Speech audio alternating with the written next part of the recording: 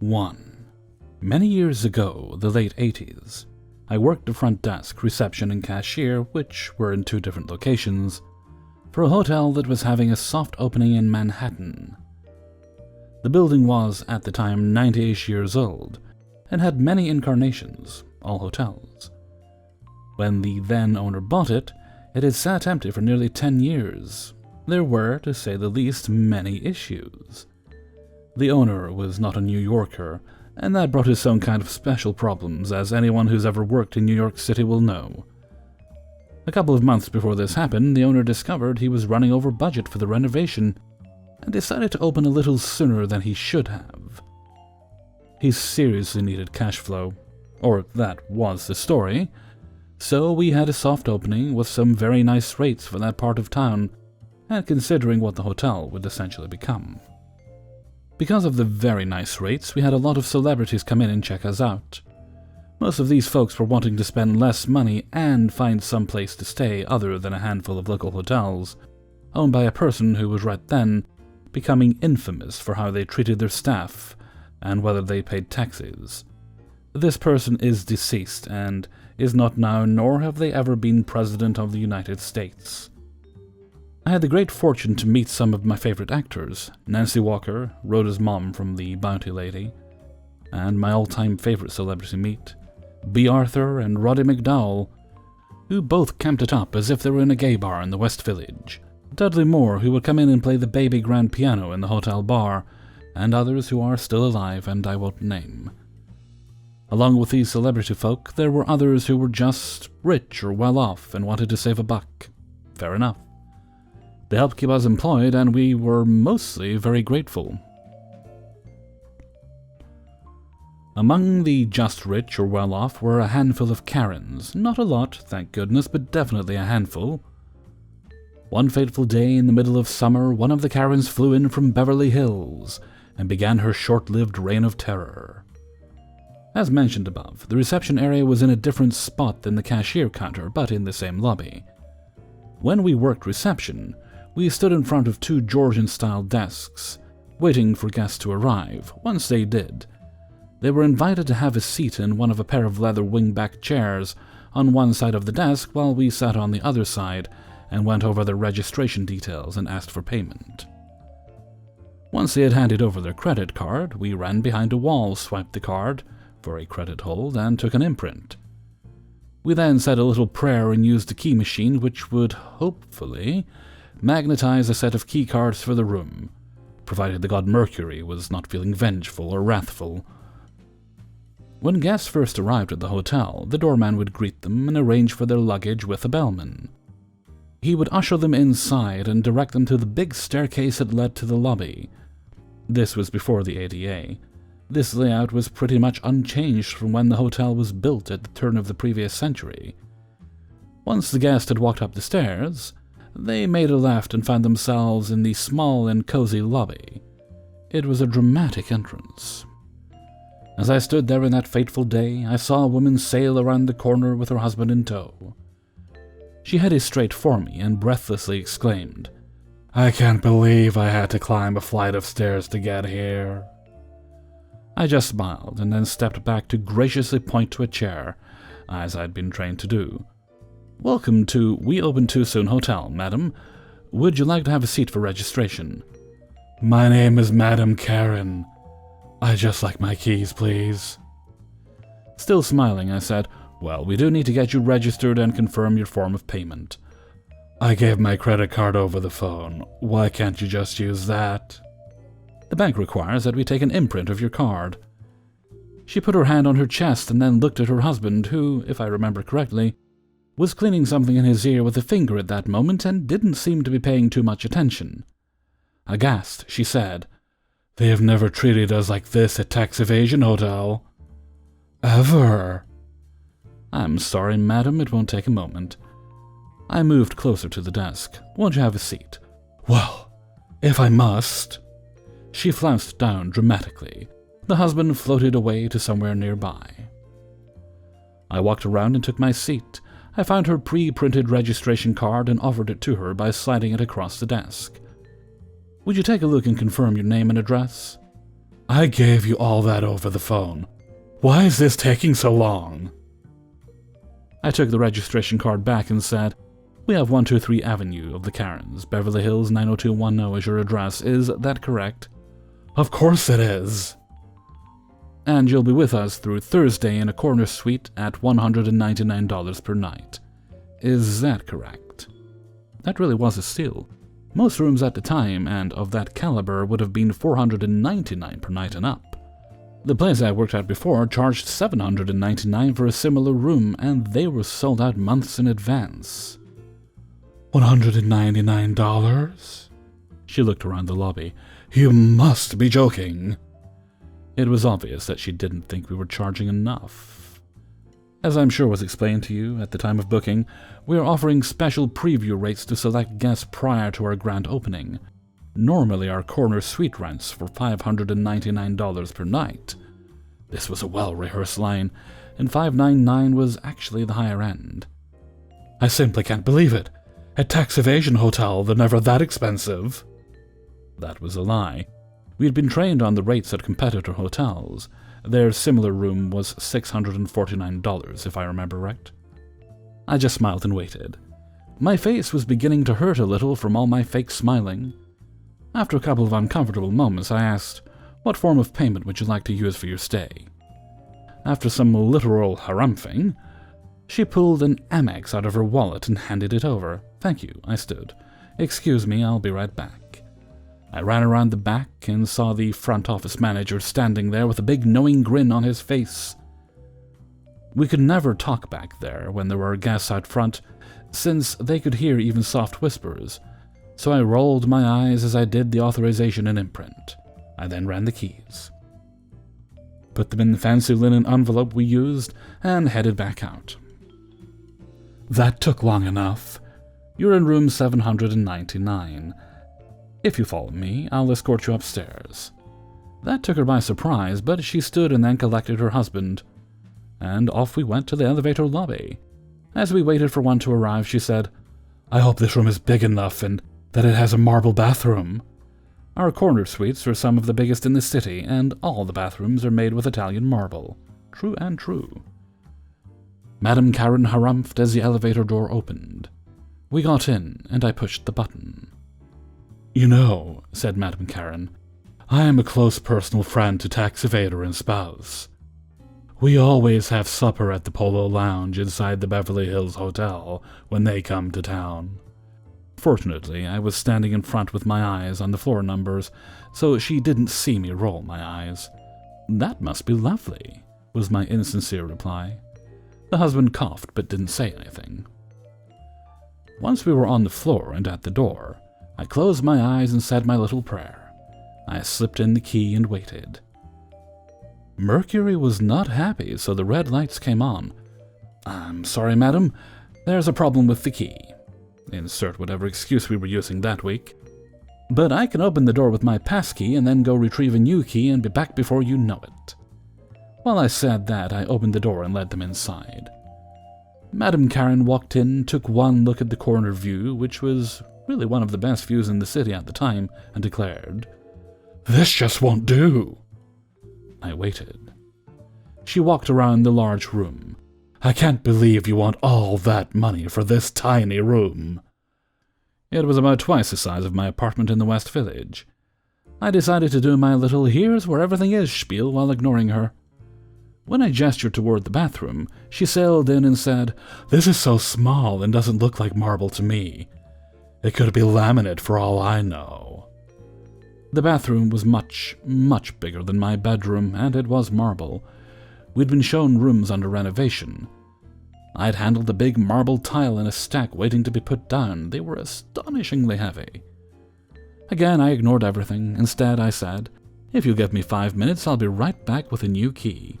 The bellman should be here shortly with your luggage. Well, I just don't know if we can stay in a place like this. Look at that wallpaper. Is it peeling? It wasn't. I'll be right back. Thank you for staying with us. I scooted out and closed the door. Back downstairs, I was behind the wall and quietly telling the FOM about Madame and her many complaints while I ran 5 keys, praying to Mercury that at least one would work. when suddenly we heard a familiar voice. "I demand to see a manager, and I demand to see him now." FOM started grinning as he buttoned his jacket and straightened his tie. Then he ran his hand over his face to get rid of the grin, and with a sad and concerned face plastered in place, he walked around the back wall, motioning for me to follow. He was right to do that because, up until that moment, my plan had been to stay in the back. "My name is Mr. Heroic, the front office manager. How may I help you, madam?" "I simply can't believe you have the unmitigated gall to sell such shabby rooms at inflated prices and to pass off linoleum as Italian marble and to compare yourselves to tax evasion hotel. This really is unbelievable." The FOM picked up the phone and began to punch buttons. "I beg your pardon? What are you doing?" "I simply cannot imagine you'll be comfortable here, madam. Allow me to call Tax Evasion Hotel and arrange accommodations there." "Oh," she was intrigued. "You're walking me over to Tax Evasion Hotel?" In case you don't know what that means, walking someone over is what you do when a hotel is oversold and they put you up for no charge at another hotel. The first night is always free. In that price range, it was a common practice then. I don't know if that's still the case.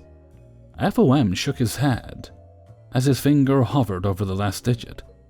"No, madam. We are not full tonight. You may have your reserved corner suite at the special preview rate of $199 per night. Or I can ask Tax Evasion Hotel to accommodate you in their corner suite. I believe the current rate for that room is $649 per night. Shall I make those arrangements for you?" She completely crumbled, the poor thing. Her shoulders slumped and her face fell. "No, I'm sure we'll be fine here." FOM put the phone back and then reached out his hand for the 5 keys I was holding. "I'll be happy to escort you to your room, madam." She just nodded as he led her to the elevator lobby. All smiles. I took my station and waited. 10 minutes later, FOM returned, grinning bigger than ever. "Did the key work?" I asked. He nodded and then, in a whisper, said, "That was just a cheap old broad trying to get a discount.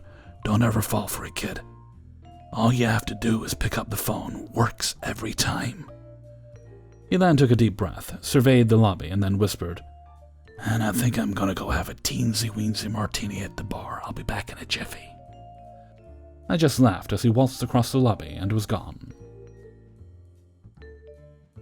2. I work in a small independent property recently affected by a hurricane. From the day we got power back, we've been booked solid. We've got 50 rooms and are nicely located downtown. We're locally owned by a former realtor, so there's little in the way of looking corporate overlords.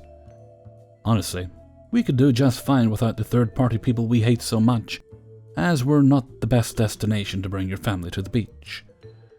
We're the kind of place where you go with your spouse or partner to spend the night away from the kids and enjoy a night on the town without having to drive home. You can talk to whatever and get as smashed as you want, even at $150 a night on the busiest days. We're cheaper than a DUI. Every cloud has a silver lining, and this apparently applies to hurricanes. Business was abysmal from COVID. While we did okay on weekends in the summer, there wasn't enough business travel during the week to keep us out of the red. We thought we wouldn't make it to Christmas. Thanks to the hurricane, not only were we caught up to last year's numbers, but October was our best month in the books ever. From the day we got back power, we've been slammed full since. Red Cross bought 15 of our rooms so that their volunteers could get a shower and soft bed after spending 90 hours working the shelters. This alone brought in over $30,000, and they were some of the most grateful guests. It was far more welcome than a cot and a public washroom whore bath. The rest have been for work crews for tree services, roofers and repairmen, insurance adjusters and such, staying for weeks at a time. We normally avoid long-term stays unless they are military. As to why is another story, if you want to know.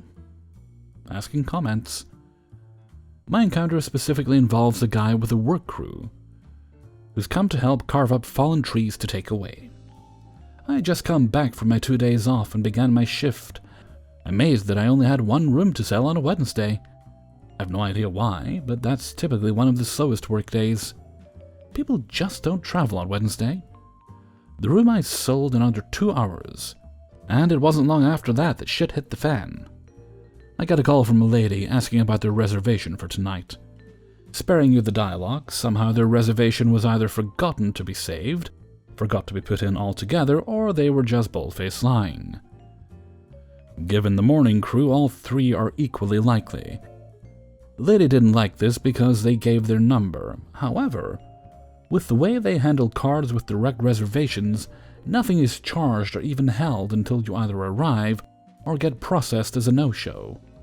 I explained their res is not there, and sadly there is nothing I can do as we're full. My hands were tied. I didn't even really have reservations at this point. We were 100% occupied. A short while later, the crew foreman calls where I repeat this. Then get another call from the lady and rinse and repeat again. I thought that was the end of it. I felt bad, but like I said, my hands are tied. Of course, I was wrong. I'll call the foreman Paul, due to the way he jumped out of his big blue Dodge Ram and marched straight up to me. I had 2 reservations and now y'all tell me I don't? This dude was full aggro right out of the gate. As I said, we're not only booked solid, but every room is physically occupied. But we gave her a credit card. I'm sorry, I don't know why it happened, but there's really nothing I can do. We argued this for a little bit and made it clear I wasn't standing down. I literally couldn't. Finally, he gives in and tries to set something up for the next day. This was fine, so I took his ID and began setting it up. Problem was, he kept running his mouth. I can't recall exactly what was said, as I tuned him mostly out to focus on the work. But whatever he said just made something snap. It was the kind of thing, you know, where they're going to do something nasty to your room as payback for their trouble. I just straight up hit the escape key and hand his cards back. I'm sorry, but I'm not going to be able to do this reservation. You're going to have to find somewhere else. Cue a deer in the headlights expression from him. But why? Because you've been coming full aggro on me since you walked in the door, and you keep messing with me like I'm the one who personally deleted it. I just don't feel safe letting you stay here. He just hit my last nerve. I'm not a short guy. Now that I've hit middle age, I've added a spare tire, putting me at around 250 pounds, or 113 kilograms. People don't need to push me hard, and I'm not the kind of guy to react to toxic masculinity with anything except contempt and laughter. I'm not standing down. In my too much experience doing this, I know that is exactly the kind of thing where, at best, they're just nightmares about wanting 6 towels for each of them, and make all sorts of unreasonable demands while trying to shoehorn comps. At worst, they'd fuck up the room and thank us for the trouble. Part of the problem with extended stays. Paul suddenly flips things, trying to play off my sympathy since intimidation wasn't working. I'm sorry, it's just what can I do? I got a crew of 5. Are we supposed to sleep in our truck? I'm sorry too, man, but you've gone too hard and far with me. Everything is packed solid, there's nothing I can do. Paul left with his tail between his legs and returned to his big blue ox. I asked my manager if the guy ever came back, but he didn't hear anything, and so I told him the story. He's great in that he'll support our judgment when we decide to comp, upgrade, or kick. Our rooms are scarce enough as it is. We don't need giant fuckheads. This is why I love my property. 3. It started Monday night when I came in for an audit.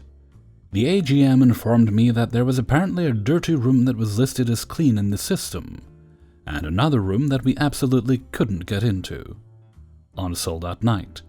After some grumbling about housekeeping skipping a room, he asked if I could clean the dirty one, and then he would walk someone since we couldn't get into the other room. GM would later scold him for not calling maintenance to get into the other room, and if he did, this story would have been shorter. So I cleaned the dirty room and find ashes from smoking all over the room, and a lot of small black hairs on the bedding. I take pictures so that we could charge the previous guest. Thankfully the smell wasn't that bad, and the guest for that room was waiting in the lobby by the time I finished. So we checked him in and made extensive notes in the logbook. Tuesday. Maintenance goes to the room that we couldn't get into, and enters with ease.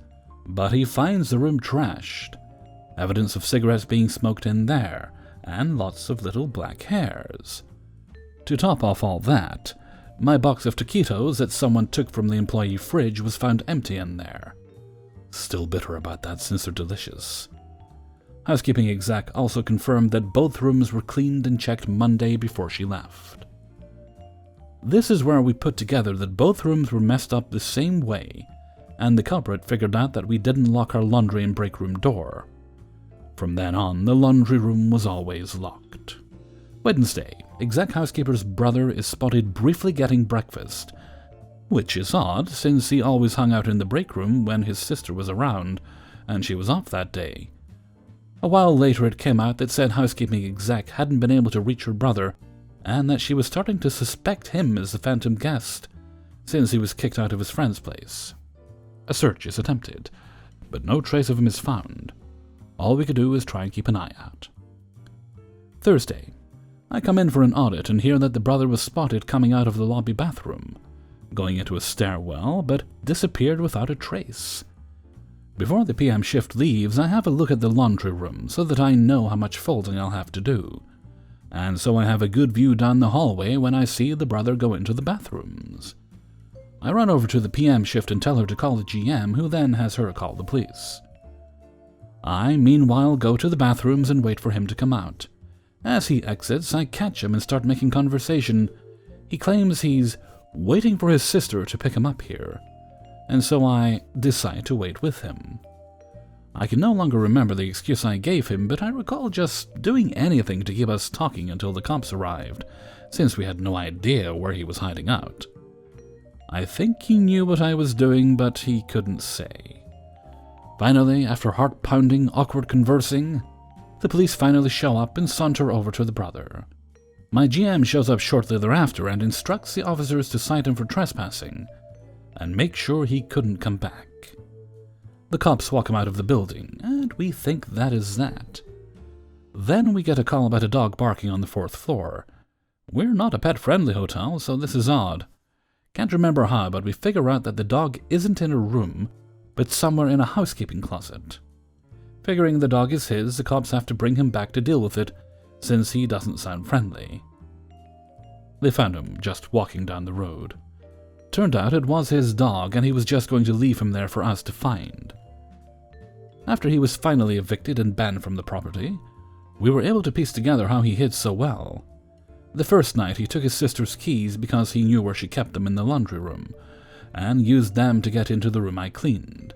When someone tried to enter that room, he ran off to the second one, and figured out deadbolting the door would prevent people from getting in.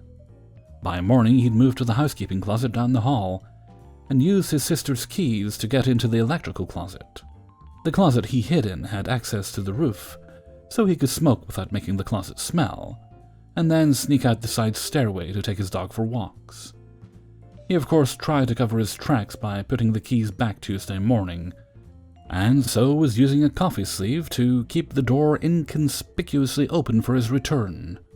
We'd also noticed the side entrance propped open with a rock during that week, but even if we moved it, he could always come in the front since, well, we knew him. I haven't seen him since, and his poor sister just kept apologizing. To my knowledge, he hasn't been back to the hotel, and they don't talk anymore. 4. The backdrop. I worked in hotels for a while, and anyone who's worked customer service has their own horror stories. Having worked phone lines, retail, and restaurants, I fully believe that hotels are the worst. People feel that they're entitled to everything for free, and the worst part is that it's not just once. We have to deal with these people for days or weeks on end. I was a manager at this particular property, and it was about 7 in the morning. I was there early to help set up breakfast, as we'd been sold out the night before. We were next to a large arena complex, and this was pretty frequent. I'd finished up with breakfast and was in the back office taking care of some start-of-day paperwork when I heard someone come in and say they're checking in. I immediately stopped my paperwork and started watching the camera feed, as check-in doesn't start until 3 p.m., and early check-in doesn't start until 1. My front desk agent was still new, but even she knew that this wasn't something we could do. We hadn't even had any checkouts yet, so there weren't even any dirty rooms to put her in. As soon as I hear the words, "But I'm a rewards member," I step out to the desk and tell my agent that I'll handle this, as we're already short-staffed and I didn't want her to quit. "I need to check into my room. I booked it weeks ago and my daughter needs to change into her outfit." I'm looking at the computer. "I'm sorry, ma'am, but we won't be able to do that. Check-in doesn't begin until 3 p.m., and we were sold out last night." "But my daughter needs to change." At this point, she started entering the bully phase that guests go into, thanks to the customer is always right nonsense. If they act terrible enough, we'll give them what they want to make them go away. "Ma'am, I'm very sorry, but I have no rooms available to give you right now. You are welcome to use the public restroom if you want." "The public restroom? What do I look like? Some kind of streetwalker?" "You'll put me in a room now. I am a rewards member. I spend thousands of dollars with your hotel every month." Upon checking, she was indeed a rewards member. The lowest level. She'd stayed one night at a hotel in the last year. "Ma'am, we appreciate your loyalty to our hotels, but I have no clean rooms that I can give you right now." "This is completely unacceptable." She's starting to yell at this point, and I have guests at our breakfast starting to look over. "My daughter has won 3 pageants and needs to look her best. Just send housekeeping into one of the dirty rooms." "Ma'am, I'm sorry, but our housekeepers don't arrive until 9 a.m. "That is completely ridiculous. Go clean one of the rooms yourself for us." "Ma'am, I'm terribly sorry, but none of the rooms are even vacated yet, and even if I were to do something like that, you would be charged an extra half day as early check-in doesn't begin until 1. "But my daughter has to be there at 9. As though this fact would magically make a clean room available. "And how dare you threaten to charge me more for checking into a room I already booked?" "Ma'am, I was not threatening you, merely stating company policy. If you'd wanted the room available this morning, you should have booked it for last night." "How dare you!" "I demand to speak to the manager. I have never been treated more rudely in my entire life." I smile. "I am the manager, ma'am, and I'm sorry. There's nothing I can do for you at 7 a.m. She sputters a bit at this. "Fine, then just cancel my reservation here. I'd never stay anywhere where someone was this rude to me. Your disgusting hotel probably has bed bugs anyway." We were one of the nicest hotels in the city. "I can absolutely do that for you, ma'am, but so you know, you are within the 24-hour cancellation policy, and will be charged for a full night's stay if you cancel." "What? You charged my card and I'll call the police. It's absolute theft to charge when you won't even let me check into my room. Why are you making my daughter suffer like this?" "Ma'am, you're welcome to check in at the check-in time, which is listed both here and on your reservation confirmation, as is our cancellation policy should you choose to cancel." At this point, she sees on my face that I'm not going to react poorly to her. It was much better calmly explaining the facts, and starts screaming obscenities at me as she walks out the door. Never cancelled and never came back, so we charged her fully for the cancellation. My front desk agent came up to the desk looking amazed that someone could be like that, and I kept my composure. I told her that the only people who satisfy every customer are prostitutes. Keep your head up and your smile on. Went back and finished my paperwork. 5. I work at a hotel in the rural part of my state. It is part of a chain, but is individually owned by a family in the area that own at least 2 others. All of this is to say that we answer to 2 sets of policymakers. Well, we're close to the state border, and several people come from many different states to stay here and see the leaves or go skiing. Towards the end of our leaf season this year, we got a call from a guest who has been a problem ever since we opened 4 years ago.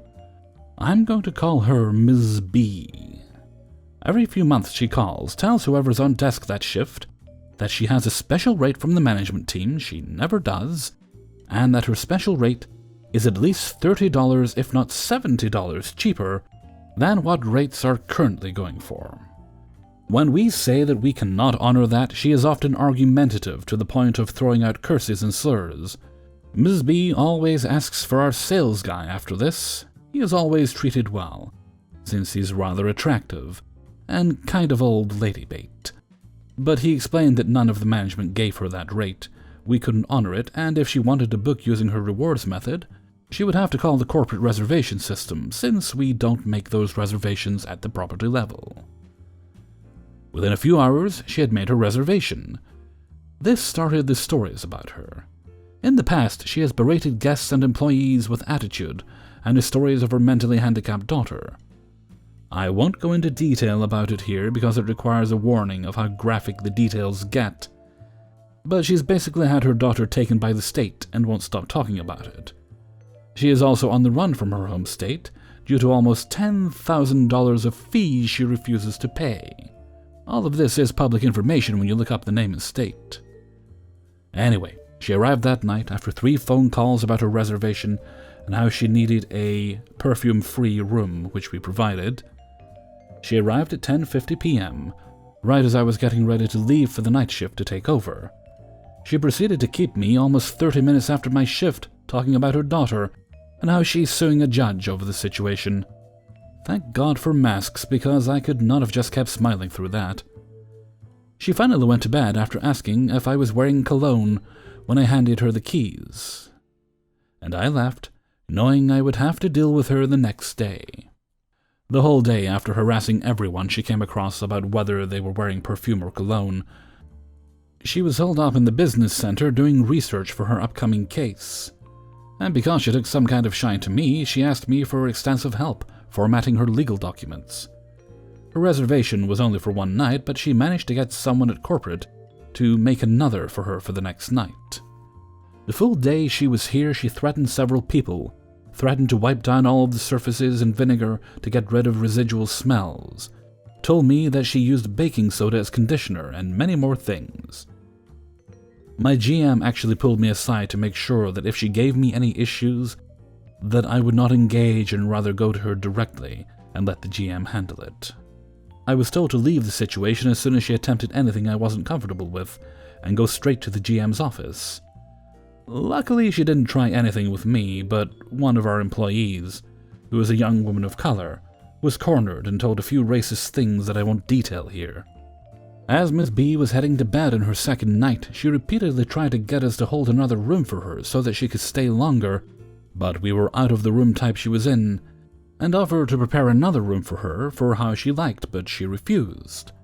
Then, on the morning she was scheduled to check out, she came up to the desk and asked about her new keys. She was told that she didn't have a reservation for the night, and again, that we were sold out of the room type she was in, so we had no way to keep her in that room. She threw a fit.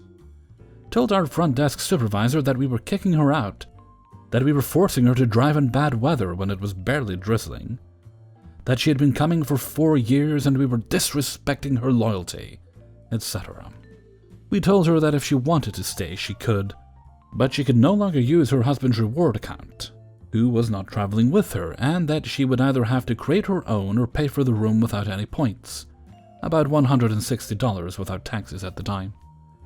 Ms. B eventually left and immediately called the customer service line, who called us.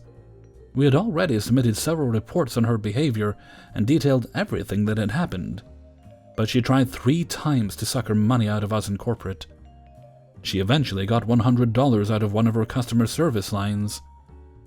But I found out later that her husband's status was going to be stripped, as well as all of his points removed due to her behavior, and the damages she has done to many other hotels in similar fashions. I won't say her name here because I know she Googles it based on finding her Facebook.